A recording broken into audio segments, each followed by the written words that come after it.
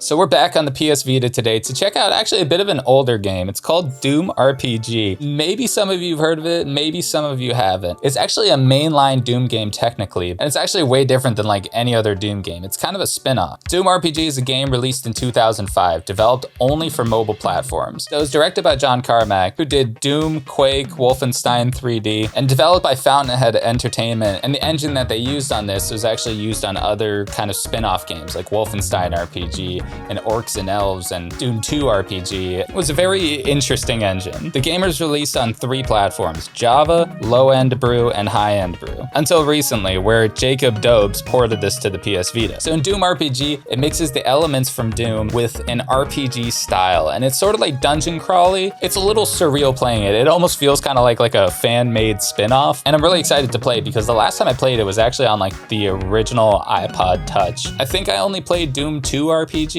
but I might have also played this one. So in Doom RPG, instead of the real-time combat that you get in Doom, it's a turn-based combat system. And the movement style is also like grid-based instead of free-flowing. So you like move forward, turn 90 degrees, move that way, turn 90 degrees, move that way. And each move is a turn, so it alternates from your turn to the opponent's turn, that kind of thing. And I know this isn't a super demanding game, so I have a feeling like this is gonna run just fine. So let's dive in, let's check it out. The first thing that I'm noticing is that this is widescreen, which actually feels like a modern refresh from the kind of like vertically oriented style that you'd get on mobile phones. I'm not gonna lie, there's like no atmosphere to this game right now. There's completely silent besides sound effects. I'm gonna see if there's a way to enable some music or something. This control scheme is actually really solid. It's very natural. You know what's not natural is the completely silent atmosphere of this game. This feels really weird. I was hoping for some rock and roll or some ambient music, but I guess 2005 was a different time.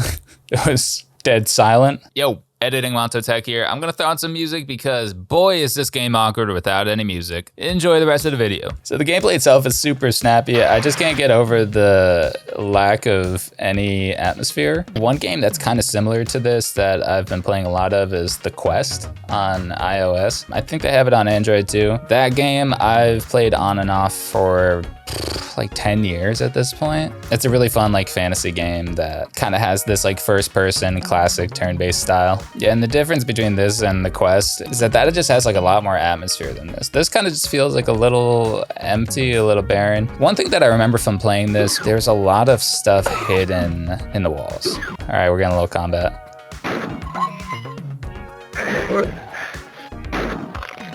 So armor is going to be a huge thing in this game. Gonna make sure you can stack up on that because there's no real way to block. It's kind of like you attack, they attack, or you try and move out of the way to a more advantageous position. But as you can see from the level design, I mean, this is an early level, but I'm pretty sure that the level design is very simple considering that this was like a mobile game. And then I see that he's right there, so I'm just gonna swing. There we go. Bang. That's just some XCOM strats right there. You know, I'm a big XCOM head, so that was just a classic move from my playbook. So I'm getting a little more used to the lack of ambient sound. It's very sparse, but the more that you get into it, the more that you kind of like prioritize the visual world. It's a really chill game. I would probably like honestly, I'd throw on like some YouTube in the background. Oh, whoa. All right. How should we play this? If I back up, he's just gonna attack again, so I might just push.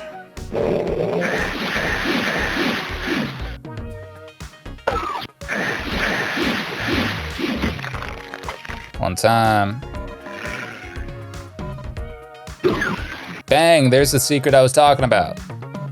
Let me out. There we go. Nice. A brisk 20-minute run. You know me, finding 1 out of 6 secrets. Okay, I've got some work to do. This is a pretty solid game. It definitely is showing its age, as with a lot of these like mobile games from the mid 2000s. I think what kind of helps it age a little better is that the developer who ported this made it widescreen and also added like very crisp inputs. So although you're not getting like the ambience that you'd get with a lot of other games, you're still getting like the core gameplay. It's very simple, a little too simple.